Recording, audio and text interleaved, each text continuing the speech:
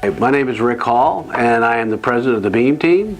And I'm here to tell you my story with CEO Alliance. I came to know Bill through his book, and I had read his book, and I reached out and tried to find out if he was doing any consultant work, because when I read the book, I realized that whatever was happening in that book was happening in my company.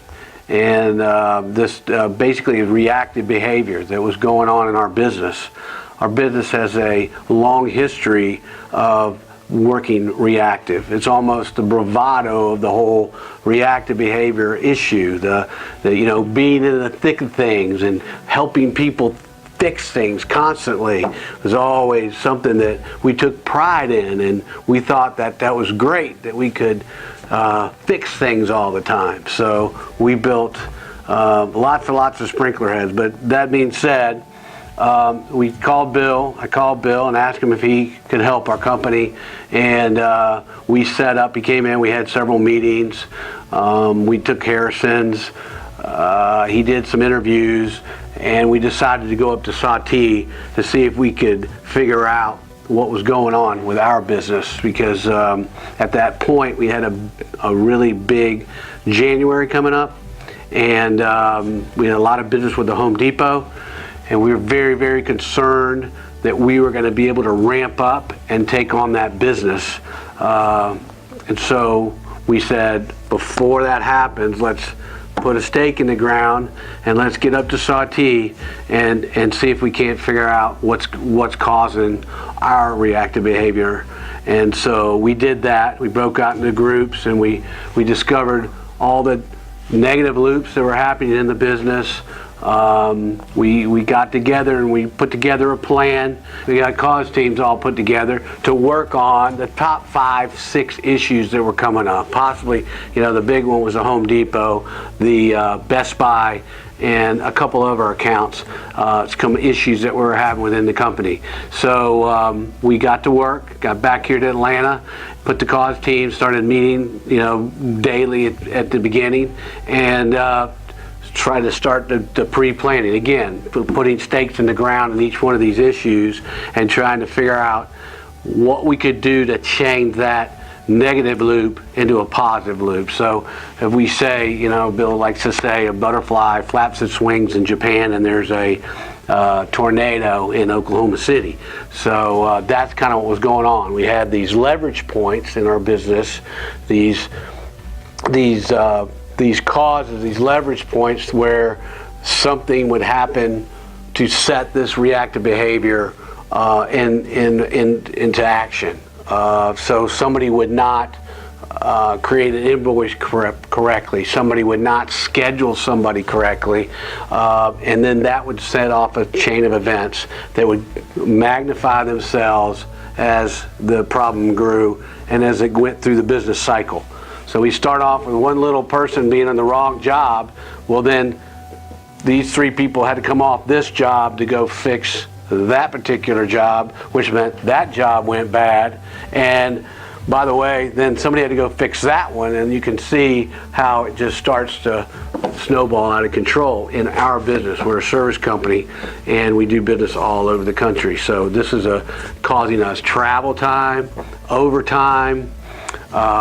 We were just not using it. We had people flying across each other from the West Coast to the East Coast, because he knew how to do this job and it was blowing up. So the East Coast job had to go to the West Coast to fix it, and the West Coast guy, because he's the expert, had to go fix that job that was blowing up. And not only did they crisscross, but both jobs where they left blew up. So you can, it was quite the issue. And again, our company built, because we got so good at putting out fires, we had lots of what I like to call, from Bill's book, sprinkler heads that put out the fires.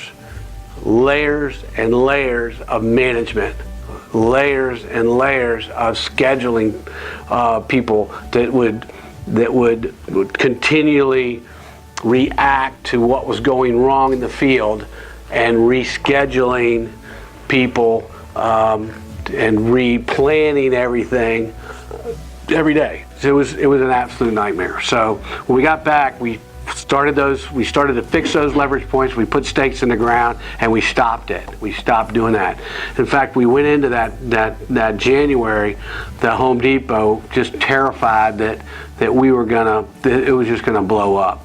But instead, we were doing so well that our project manager went on vacation, and right in the middle of January, because we had done so much planning.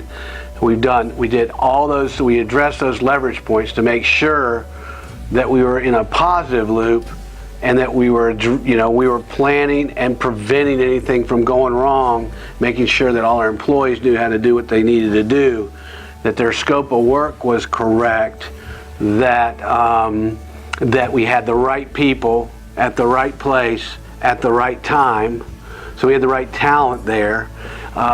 We basically just skated through probably the most biggest ramp-ups we ever had. Not only that, we had to fill in for the other company. They had half the business. So we had half the Home Depot stores, 1,000 stores. They had the other 1,000 stores. They totally fell apart, like we used to do and would have done too. We had, I don't know that we had a handful of go-backs that were our fault, that we actually had people that did not do what they were supposed to do. 99% of every go-back that we had to do to go fix was a Home Depot problem. We got paid for it. And the other company, it was the exact opposite. They just totally blew up, and we had to go over, in fact, and help them finish all their stores. So that's how positive it was. Also, from a profit standpoint, because we eliminated all those non-paid go-backs, we saved a ton of money. We turned a pretty low margin account into an extremely high margin account. We went from like 15% to 35% margins on this business. Not only that, because of the basically almost no go-backs in our side, we were able to address our other businesses, those other accounts, to where they did not have problems. So those businesses became more profitable. Now, this past year, we had a $10 million revenue month. Now, we're a $70 million company. We had a $10 million, which is a record, with a record EBITDA. The question, what's going to cost you not to do it? Obviously, the cost was very minimal compared to what we've gotten out of it.